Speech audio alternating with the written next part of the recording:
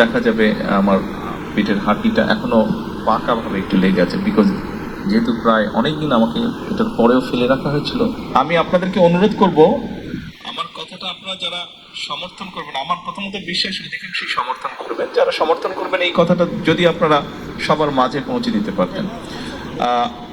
আমরা মাত্র শুনলাম যে এখানে আমি যেই কথাটা কলম সাহেবের ওনার প্রশ্নের বলেছিলাম বিপরীতে, যে আমরা বিভাজনের বিষয়টি দেখেছি, এটা থেকে আমরা বের হয়ে আসতে চাইছি।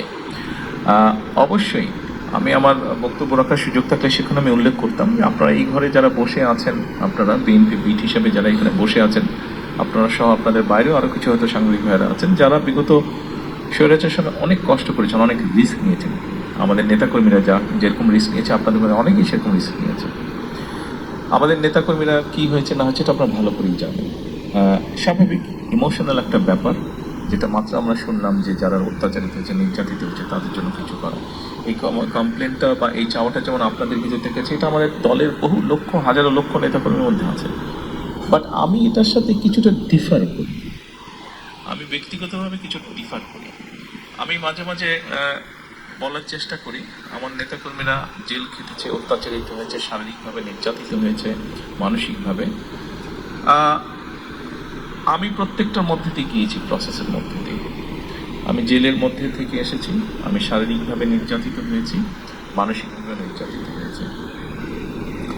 আমি মনে করি এই মুহূর্তে আমাদের চিন্তাটা হয়েছে, সেক্ষেত্রে আমি অনেক কিছু বলতে পারি যে আমি এই হেরেছি, ওই হেরেছি, এটার জন্য দায়ী, সে সেটার জন্য দায়ী। আমাকে শারীরিকভাবে নির্যাতন করার জন্য এখনো এক্সরে করলে দেখা যাবে আমার পেটের হাঁটিটা এখনো পাকাভাবে একটু লেগে আছে, বিকজ যেহেতু প্রায় অনেকদিন আমাকে এটার পরেও ফেলে রাখা হয়েছিল, প্রপার টাইমে চিকিৎসা করা হয়নি, সেজন্য হাঁটিটা একটু পাকাভাবে লেগে গিয়েছে। 3 থেকে 4 সপ্তাহের মধ্যে হাঁটি জোড়া লেগে যায়, হিউম্যান হাঁটি, আপনারা জানেন। বাট আমি এখন যদি যারা এটার জন্য দায়ী, আমি যদি হয়তো সেটা করার আমার পক্ষে পসিবল, কিন্তু আমি যদি সেরকম করি, আমারটা কি জোড়া লাগবে হাঁটতে? বাট আমি এখনো যেই পেইনটা মাঝে মাঝে অনুভব করি, আমার কি সেই পেইনটা চলে যাবে, বন্ধ হয়ে যাবে অনুভব করা? তা তো হবে না।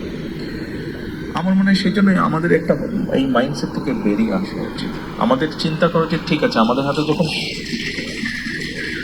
আপনি এখনো বেঁচে আছেন, আপনি এখনো চলছেন, আপনি এখনো ফিরছেন, আপনি এখনো আপনার পরিবার আপনজনের সাথে আছেন, আপনি আপনার সুরক্ষিতের সাথে আছেন, আপনি আল্লাহর দেওয়া আলোকতার সাথে দেখছেন। আমার মনে হয় আমাদের চিন্তা করা উচিত এভাবে যে আমরা অ্যাকচুয়ালি এখন কি কন্ট্রিবিউট করতে পারি for the nation and for the country. এভাবে আমাদেরকে বোধহয় বিষয়টা একটু চিন্তা করা উচিত। আমার এই ক্ষতি হয়ে গেছে, ইন রিটার্ন আমার এটা পেতে হবে, বা এটা থেকে বোধহয় একটু আমাদের অবস্থান পরিবর্তন করা উচিত। এই কথাটা আপনাদেরকে বলছি, আমাকে দয়া করে সাহায্য করবেন এই কথাটা আমার নেতাকর্মীদের কাছেও পৌঁছে দেওয়ার জন্য।